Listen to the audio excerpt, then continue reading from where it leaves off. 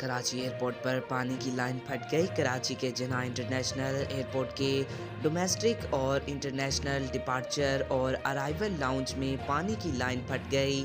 ذرائع کے مطابق پائپ لائن پھٹنے سے انٹرنیشنل ڈپارچر لاؤنج اور امیگریشن کاؤنٹرز کے سامنے جمع ہو گیا ہے۔